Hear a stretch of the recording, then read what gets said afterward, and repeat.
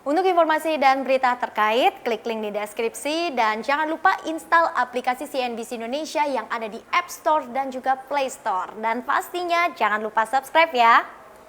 Di tengah tekanan ekonomi akibat pandemi COVID-19, salah satu upaya pemerintah tercermin dari stimulus lewat pemangkasan suku bunga yang sudah dilakukan oleh Bank Indonesia. Namun, hingga saat ini perbankan nasional belum kunjung merespons dengan langkah yang sama dan masih memilih mengerem pemangkasan suku bunga simpanan hingga kredit. Terkait hal ini lebih lengkap kami ulas untuk Anda dalam menanti sang bunga kredit bank turun.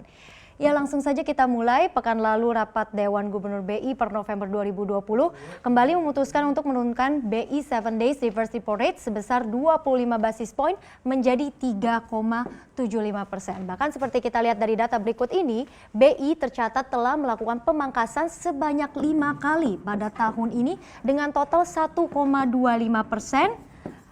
Atau 125 basis point. Jadi ini tidak main-main ya, rate sebesar 3,75% ini bahkan sudah memecahkan rekor terendah sejak suku bunga tersebut digunakan sebagai pengganti BI rate pada tahun 2016 silam.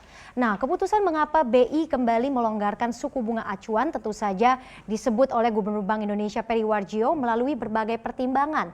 Pertama, mulai dari perkiraan rendahnya inflasi. Kedua, stabilitas eksternal yang terjaga hingga pastinya adalah sebagai langkah lanjutan untuk mempercepat pemulihan ekonomi nasional.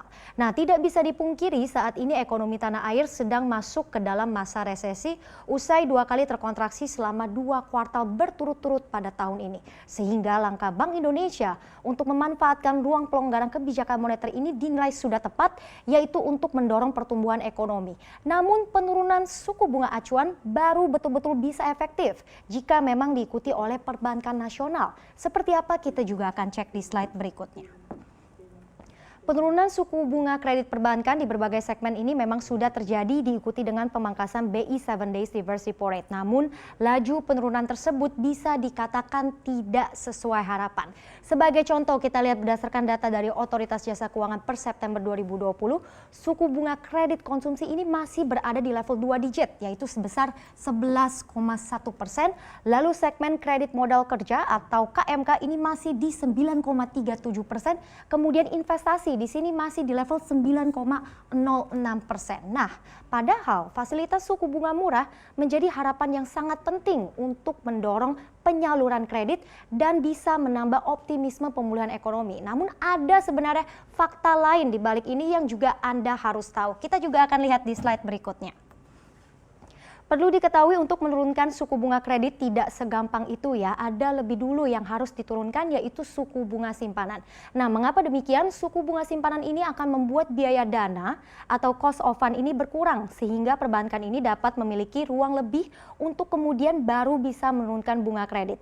Nah, kita lihat juga di sini per Oktober 2020 rata-rata suku bunga simpanan berupa deposito rupiah dengan tenor sebulan adalah 5%. Sebenarnya ini juga sudah turun 100 basis point dibandingkan posisi awal di awal tahun ini sebesar 6%, namun ini bisa dikatakan belum secepat penurunan suku bunga acuan. Lalu pertanyaan selanjutnya, kenapa sih bunga simpanan ini turunnya tidak secepat suku bunga 7 Days Reverse Repo Rate? Ada lagi yang lebih menarik yang juga Anda harus tahu di slide berikutnya. Jadi berdasarkan data dari Lembaga Penjamin Simpanan atau LPS per September 2020, jumlah nominal simpanan masyarakat di perbankan nasional ini totalnya mencapai 6.721 triliun rupiah yang semuanya ini tersebar di 335,6 juta rekening.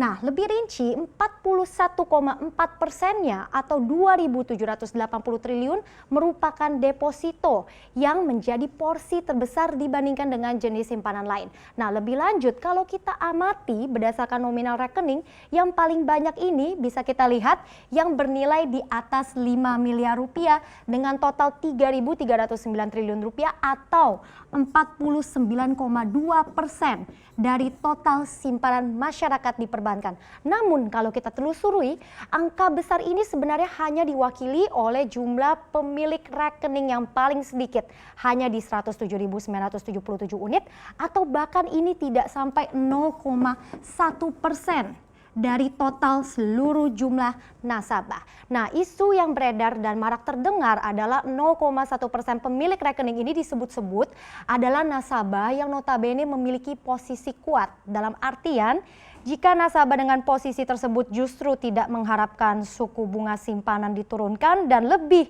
menginginkan bunga deposito tetap tinggi, maka juga akan sulit berekspektasi jika bunga kredit ini bisa diturunkan lebih cepat. Meski begitu, terlepas dari beredarnya kabar ini, faktor utama yang masih membebani perbankan adalah belum kunjungnya menurunkan suku bunga kredit, tentu saja lagi-lagi dari langkah efisiensi. Pasalnya, kita juga tahu tidak sedikit perbankan yang berupaya meminimalisir tingginya biaya operasional untuk bisa bertahan di tengah tekanan likuiditas akibat kondisi ekonomi saat ini. Misal saja, per Agustus 2020, rasio biaya operasional pendapatan atau BOPO bank komersial ini sudah melonjak 1,48 poin dari persentase di posisi awal tahun menjadi 84,97%. Maka dari itu, mencermati perkembangan memang adalah salah satu kunci dari setiap langkah perbankan dalam menentukan penyesuaian kredit. Sehingga kita nantikan saja ya, bagaimana ke depannya, apakah penurunan suku bunga kredit perbankan ini bisa benar-benar terrealisasi dalam waktu dekat ataupun tidak.